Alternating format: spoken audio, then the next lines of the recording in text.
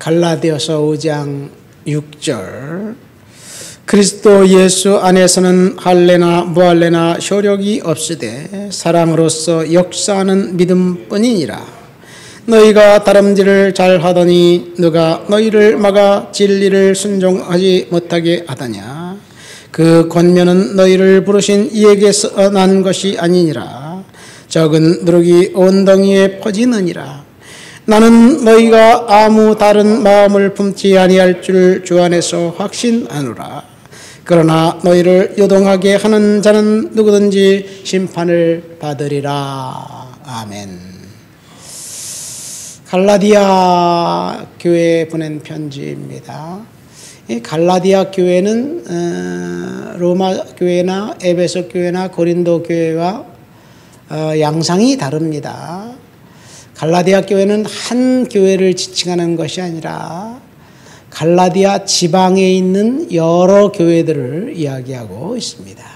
그러니까 갈라디아는 한 도시가 아니라 한 지방을 이야기하고 있는 거죠. 그러니까 터키 북부 지역에 있는 갈라디아 지방에 있는 교회들에게 사도 바울이 편지를 보냈는데, 갈라디아 교회는 여러 가지 문제가 교회를 강타했습니다. 가장 큰 문제는 이단적인 가르침을 이제 성도들이 따른 거예요. 거짓 교사가 들어와서 성도들을 영적으로 유린을 해서 9절 말씀 보니까 적은 누룩이 온 덩이에 퍼졌느니라 그렇게 이야기한 것처럼 성도들의 마음을 갈기 찢어 놨습니다. 이 거짓 선생은 유대인들의 이 율법을 지켜야 한다는 이야기를 하면서 예수 믿으면 구원받는 것이 아니라 율법을 지켜야 된다, 그런 이야기를 하면서 이방인 성도들에게 유대인들처럼 율법을 지켜야 된다고 강조하면서 성도들이 헷갈렸습니다. 오늘 본문에 보니까 사도 바울이 그래서 뭐라고 이야기합니까? 6절에 예수 안에서는 할례나 무할례나 효력이 없으되 오직 믿음뿐이다, 그런 이야기를 합니다. 율법으로 의롭게 되는 것이 아니라 믿음으로 의롭게 된다는 이야기를 갈라디아 교회에 이야기하면서 의인은 믿음으로 구원받는다. 예수 그리스도를 믿는 사람만 의인이고, 그리고 죄를 용서받은 사람, 십자가의 보혈의 은혜로 죄를 용서받은 사람만 구원받는다는 이야기이지요. 율법주의자들이 이제 교회에 들어온 것, 오늘날도 사실은 오늘날 교회에도 율법주의자들이 교회에 들어와서 사실은 예수 믿는 순수한 믿음 하나면 되는데 뭐 여러 가지 다양한 것을 해야지 된다고 가르치고 주장합니다. 천주교에서는 7가지를 해야 된다고, 그래야지 구원받는다고 이야기해요. 7가지 성례를 시행해야지 구원받는데, 그것 중에 하나가 세례받는 거고, 그것 중에 하나가 성찬식입니다. 뭐 결혼식, 그럼 결혼하는 사람은 구원받지 못하나요? 서품 성사, 서품은 사대로 안수받는 건데 그것도 7가지 그 성사 중에 있어요.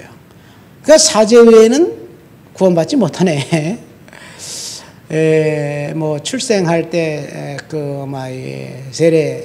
유아 세례 받고, 죽을 때 임종 성사하고 뭐 7가지를 해야지 구원받는다고 이야기합니다. 성찬식은 또 반쪽짜리 성찬식만 행해요. 떡은 주지만 포도주는 신부님 혼자 마시고, 그렇게 해서 구원을 받는다는 이야기를 하고 있습니다. 여러분, 정통적인 교회도 어쩌면 율법주의에 꽉 얽매여 있는 것이 아닌가 생각됩니다. 오늘 본문 보면 할례나 무할례나 소용이 없으되 오직 그리스도 예수에 관한 믿음만 필요하다. 근데 왜 할례가 중요합니까? 유대인들 입장에서 보면 할례가 굉장히 중요해요. 이방인들 입장에서 보면 할례는 뭐 별것이 아닌데, 여러분 할례는 언제 그럼 시작되었느냐? 창세기 17장 10절에 처음으로 할례가 등장합니다.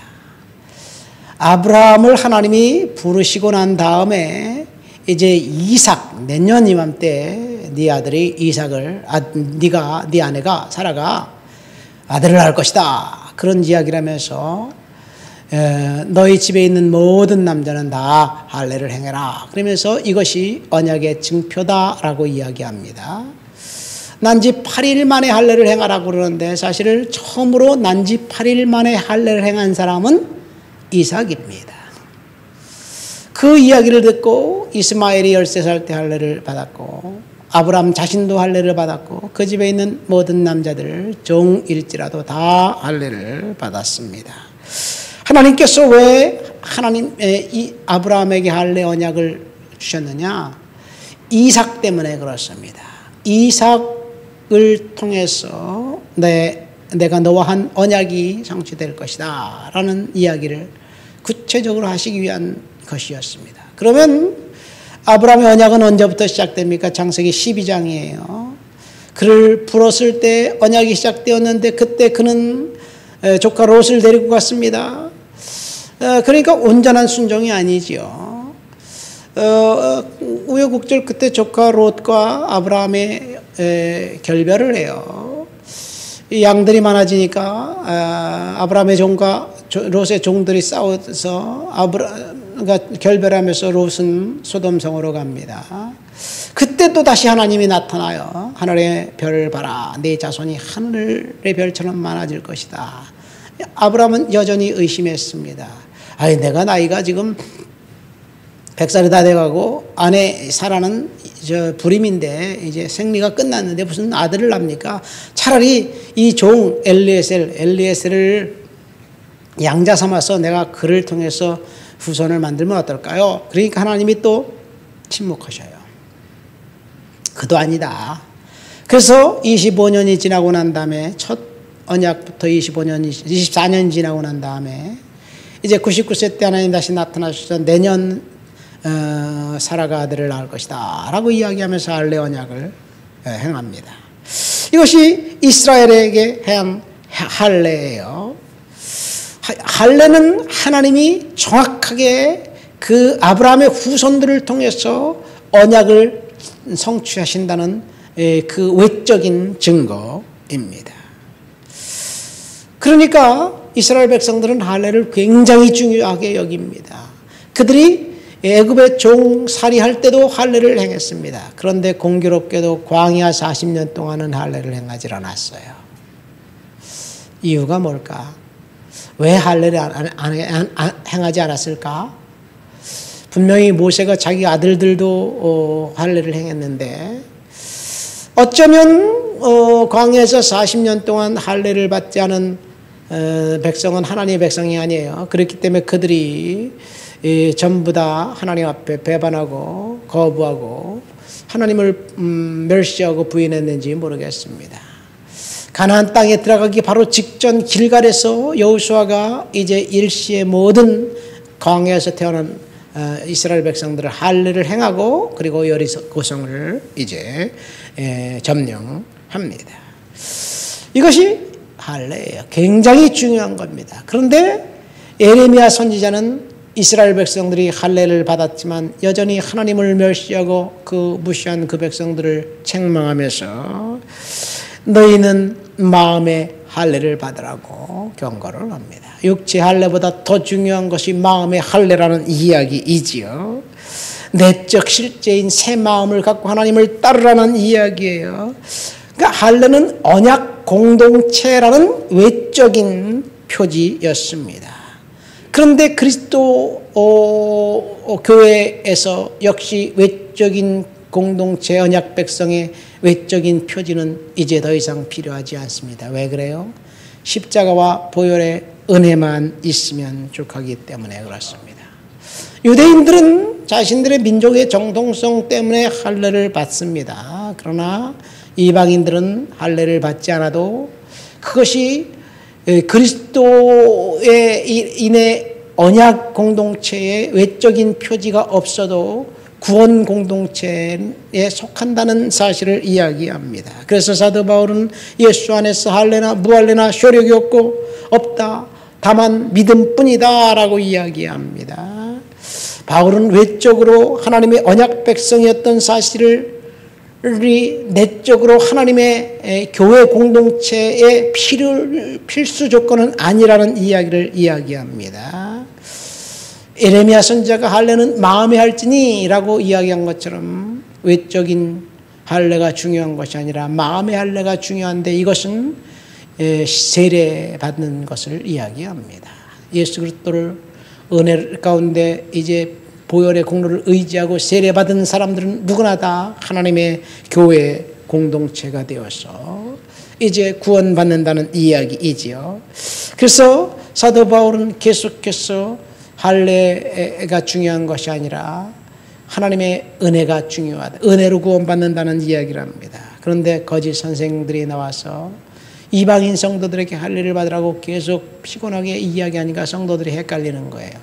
유대인들이야 뭐 자기들이 민족적인 정통성을 가지고 할례를 받는 것이야 문제가 없지만 이방인들은 우리가 할례를 안 받으면 구원받지 못한다는데 그것이 사실일까요? 아무리 물어봐도 어떤 사람이 이렇게 대답하고 저런 사람 다르게 대답해요. 바울이 명확하게 이야기해 줍니다. 마음의 그 정결과 청결과 회개가 중요한 것이지 외적인 그런 표지는 중요하지 않다는 이야기를 하면서 사도 바울이 경고합니다. 거짓 교훈을 퍼뜨리는 사람은 10절에 보니까 너희를 요동하게 하는 자는 심판을 받을 것이다 라는 이야기를 엄중한 경고를 합니다. 그러니까 사도 바울의 경고는 사실 할례 때문에 마음이 상한 성도들에게 위로를 그리고 거짓 선생들에게는 심판을 경고하는 것이 오늘 말씀의 핵심입니다. 저와 여러분들이 하나님의 은혜 아래서 믿음 하나면 족합니다.